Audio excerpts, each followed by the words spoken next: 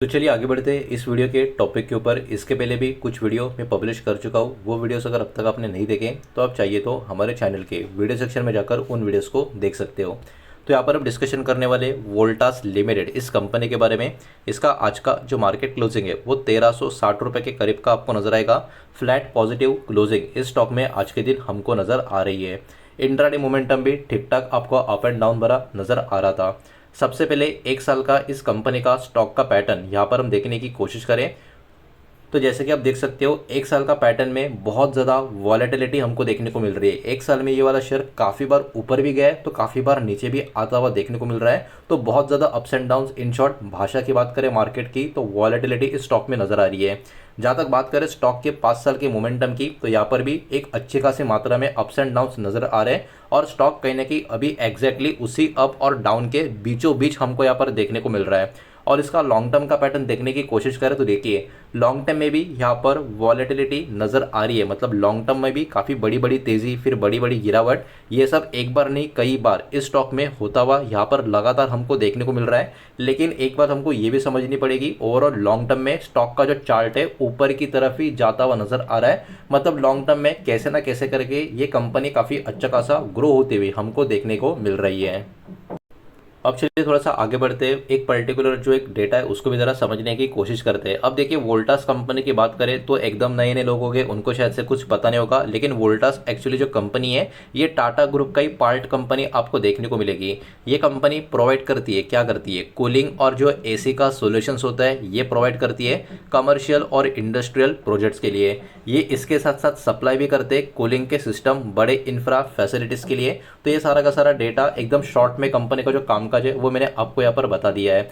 अब देखिए data centre का जो बिजनेस है, एआई डेटा सेंटर की बात करें, डेटा सेंटर के बिजनेस की बात करें, यहाँ पर भी इस कंपनी का बहुत ही बड़ा कनेक्शन देखने को मिलता है। लेकिन क्यों? क्योंकि डेटा सेंटर का जो रिक्वायरमेंट है आपको पता होगा कंटिन्यू इस इंडस्ट्री में कूलिंग का एक पर्टिकुलर आपको सिनेरियो देखने को मिलता है और कूलिंग कंटिन्यू चाहिए होती है ताकि जो सर्वर्स है वो इफेक्टिव तरीके से ऑपरेट हो सके। तो वोल्टास यहाँ पर ऑफर करता है हाई कैपेसिटी वाले, जो आप कह सकते हो एक सेंट्रल फिगर जो चिलर्स होते हैं उनकी बात करें तो ये कंटिन्यूस यहाँ पर कूलिंग का एक फैसिलिटी प्रोवाइड करते हुए आपको देखने को मिलेगी। ये जो कूलिंग सिस्टम है एक्चुअली जो बड़े बड़े प्रोजेक्ट्स होते हैं जहाँ पर बहुत ज़्यादा नीड होती है इन सब चीज़ों की, यहाँ पर एक्चुअली ये कंपनी ये प्रोवाइड करते हुए आपको देखने को मिलती है। तो ओवरऑल बहुत ही बड़ा कनेक्शन इस कंपनी का कहीं ना कहीं एआई डेटा सेंटर या डेटा सेंटर का बिजनेस से आपको देखने को मिलेगा। जहाँ तक बात करें कूलिंग का टेक्नोलॉजी, कंपनी ने एक्चुअली डेवलप यहाँ पर करके रखा है एडवांस सेंट्रीफ्यूगल चिलर सिस्टम जो है उसको। और ये जो सॉल्यूशंस है एक्चुअली बहुत ज़्यादा सुटेबल होते हैं जो लार्ज स्केल का कूल रिक्वायरमेंट जहाँ पर होता है, मतलब पूरे के पूरे बिल्डिंग को कूल करना है या बड़े बड़े जो इंडस्ट्रीज है उनको कूल करना है, उन फैक्ट्रीज को कूल करना है। तो ये वाला जो सॉल्यूशन होता है, ये वाला जो मेथड होता है बहुत ज़्यादा बड़े लेवल पे यूज़ होता है, जिसमें इस कंपनी का काफ़ी अच्छा खासा कनेक्शन आपको देखने को मिलता है।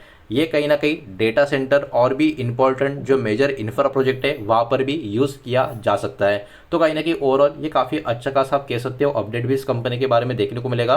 ऑर्डर बुक के अपडेट की बात करें जो मार्च 2026 तक निकल कर आ रहा था, वोल्टास ने एक्चुअली यहाँ पर रिपोर्ट भी किया है इलेक्ट्रो मैकेनिकल प्रोजेक्ट का जो इनका ऑर्डर बुक है वो भी अप्रॉक्स 6200 करोड़ के आसपास का है। तो आप समझ सकते हो ऑर्डर बुक भी इस कंपनी के पास कितना ह्यूज आपको देखने को मिल रहा है।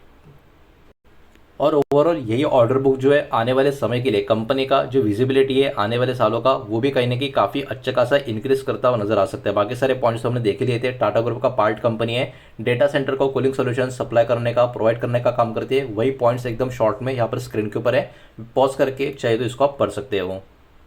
अब चलिए थोड़ा सा आगे बढ़ते हैं और भी कुछ डेटा इस कंपनी का थोड़ा देखने की समझने की कोशिश करते हैं। लेकिन उसके पहले वीडियो को लाइक कर देना, वीडियो को शेयर कर देना। पहली बार चैनल पर आ चुके हो तो चैनल को भी सब्सक्राइब जरूर कर देना। सबसे पहले इस कंपनी के मार्केट कैप की बात करें तो 44,918 मतलब राउंड नंबर के हिसाब से 45,000 करोड़ का इस कंपनी का मार्केट कैप है। तो अभी के टाइम कहीं ना कहीं ये लोअर या मिड टाइप की मिड कैप कंपनी आपको देखने को मिलेगी।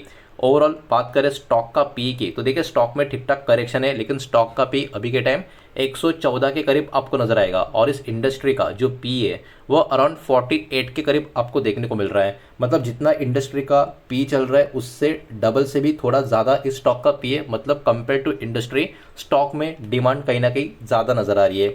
इसी के साथ साथ प्लेज परसेंटेज की बात करें, मतलब क्या होता है, प्रमोटर ने अपना कितना शेयर गिरवी रखा है तो जीरो है। मतलब प्रमोटर ने अपना कोई भी शेयर यहाँ पर गिरवी नहीं रखा है और कंपनी का टोटल एसेट का नंबर भी ठीक ठाक है, जो अराउंड 14,500 करोड़ के करीब निकल कर आ रहा है। थोड़ा आगे बढ़ते हैं और चेक कर लेते हैं इस कंपनी का प्रॉफिट एंड लॉस का स्टेटमेंट या डेटा। जो भी नंबर यहाँ पर होगा करोड़ में होगा और कंसोलिडेटेड फिगर्स यहाँ पर हम इस कंपनी के नंबर्स के देखने वाले हैं। तो देखिए पिछले 4 सालों का नंबर यहाँ पर हम चेक करेंगे कि 4 साल में कंपनी प्रॉफिट भी कर रही है या नहीं कर रही है। तो सब कुछ काट छाट के कंपनी का नेट प्रॉफिट पिछले 4 सालों का डेटा काफ़ी इंटरेस्टिंग आपको नजर आएगा। 4 साल पहले नंबर था 136 करोड़ का, फिर प्रॉफिट बहुत बड़ा इसमें बढ़ गया 250 करोड़ के आसपास, फिर नंबर और ज़्यादा बढ़ गया 834 करोड़ के आसपास। आप देखिए ये दोनों नंबर के बीच में गैप जो है वो काफ़ी बड़ा है, इन दोनों नंबर के बीच में गैप जो है वो भी काफ़ी बड़ा है। देखने को काफ़ी मज़ा आता है कि कंपनी कितना बड़ा बड़ा प्रॉफिट कर रही है, लेकिन ये प्रॉफिट आगे चल के मेंटेन करने इस कंसिस्टेंसी को काफ़ी मुश्किल होता है। और जब ऐसा नहीं होता स्टॉक में भी करेक्शन आता हुआ हमको देखने को मिलता है। अभी के टाइम इस कंपनी का प्रॉफिट देखो कहाँ पर आ चुका है, 370 करोड़ के आसपास। मतलब ऑब्वियस सी बात है compare to previous year stock का प्रॉफिट, मतलब कंपनी का प्रॉफिट तो काफ़ी बड़े लेवल में गिर चुका है, लेकिन कंपेयर टू 2 ईयर्स आप देख सकते हो ये वाला स्टॉक का प्रॉफिट अभी भी उससे ऊपर की तरफ है। तो ये हल्की सी रिलीफ है। इसके कारण स्टॉक में कहीं ना कहीं पिछले कुछ सालों में एक कहीं ना कहीं प्रॉफिट टेकिंग का सिनारियो भी कहीं ना कहीं हमको नजर आ रहा है। तो पहले ये कंपनी 4 में से 3 साल में अगर आप देखें तो प्रॉफिट ग्रोइंग कंपनीज को हम बोल सकते थे, लेकिन क्योंकि अभी प्रॉफिट कंपनी का कंपेयर टू प्रीवियस ईयर नीचे की तरफ है, तो इसको प्रॉफिट ग्रोइंग की जगह प्रॉफिट मेकिंग कंपनी अभी के टाइम बोल सकते हैं। अब थोड़ा आगे बढ़ते हैं और चेक कर लेते हैं इस कंपनी का शेयर होल्डिंग पैटर्न का data, because share holding pattern company का काफ़ी इंटरेस्टिंग है। यहाँ पर मार्च 2026 का लेटेस्ट पैटर्न अवेलेबल है। प्रमोटर का प्लेज होल्डिंग कोई भी नहीं है, ये हमने पहले ही देख लिया था, मतलब कोई भी शेयर गिरवी रखा नहीं है। हालांकि प्रमोटर का स्टेक बहुत ह्यूज आपको नजर नहीं आएगा। आप देख सकते हो पिछले कई क्वार्टर से प्रमोटर का जो स्टेक है, जो होल्डिंग है, वो 30.30% के करीब आपको देखने को मिल रही है, जो ओके या ठीक टाइप होल्डिंग आपको नजर आएगी। लेकिन उसके बाद एफएस की होल्डिंग को अगर आप देखोगे, सितंबर से दिसंबर में एफएस की होल्डिंग कम हुई थी, लेकिन दिसंबर से मार्च आते आते एफएस की होल्डिंग में थोड़ा पॉजिटिव चेंज हमको यहाँ पर देखने को मिल रहा है। मतलब एफएस ने अपना स्टेक बढ़ाने का काम किया है।